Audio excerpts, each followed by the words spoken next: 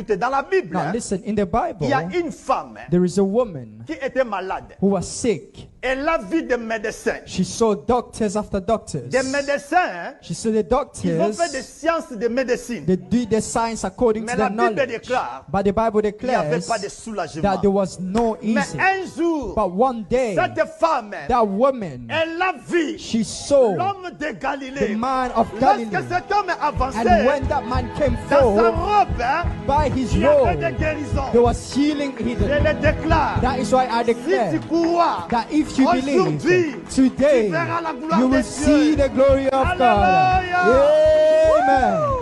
Amen. Amen.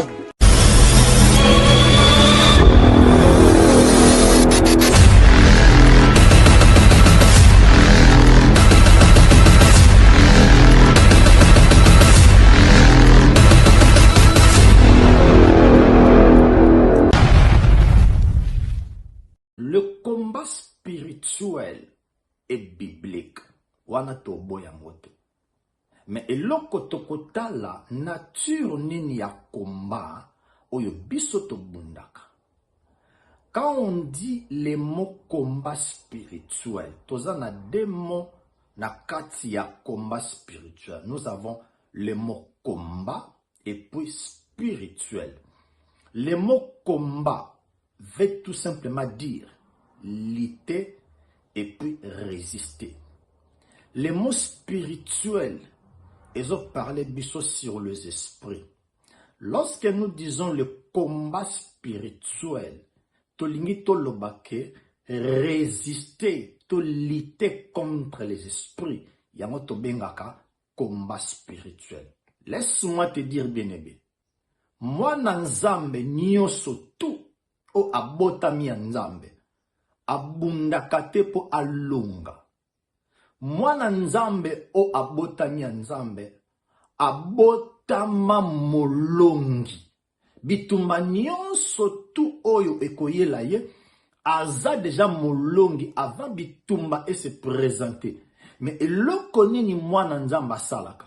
Mwana nzambe alitaka, ndenge tolobaki komba ezalite. Mwana nzambe alitaka, mwana nzambe a résistaka contre victoire o bapesa ye. Yango wana nazo résister comme dans la foi.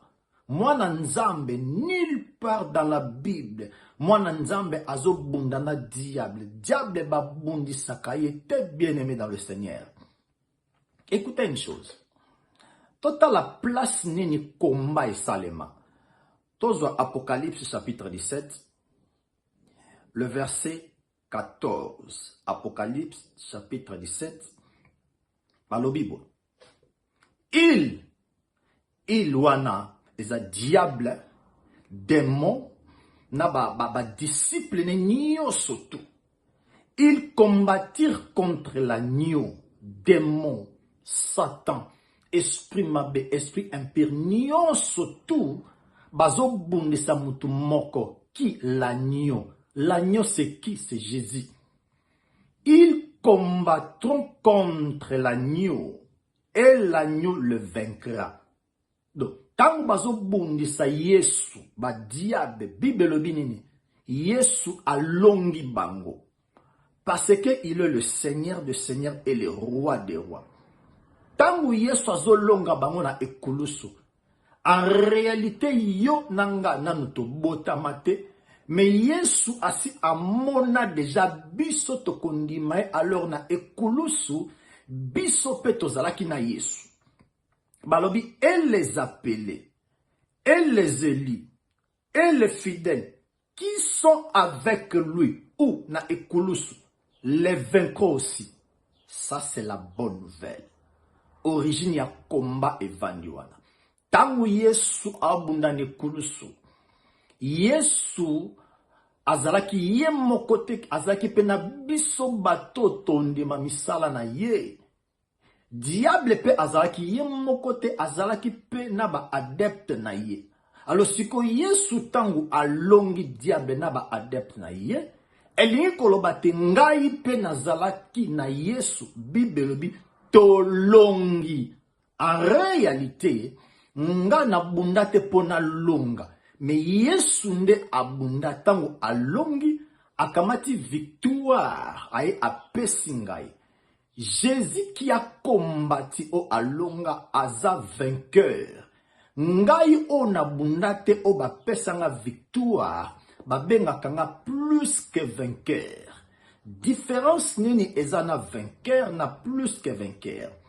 Vainqueur eza mutu o abunda bituma ye moko alonga yango ye moko.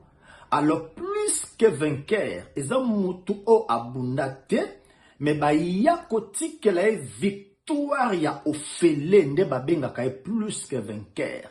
Si konga na bunda te, mais bapesa nga victoire yango nga naza plus que vainqueur. Si lokola diable ayebi ke bapesa nga victoire, bapesa nga succès, bapesa nga elonga, siko diable azolinga aya koboto la victoire o Yesu apesa nga. Yango Bible elobi, combat les bons combats de la foi, comment n'a résisté contre les diables, ceux qui alignent aya, pour na ko ravir nga victoire. Mais na victoire yango oba pesa biso ezanini. N'hésitez pas à liker la vidéo si elle vous plaît, et si vous êtes nouveau sur la chaîne, n'oubliez pas de vous abonner et d'activer la cloche de notification afin de ne rater aucune de nos vidéos.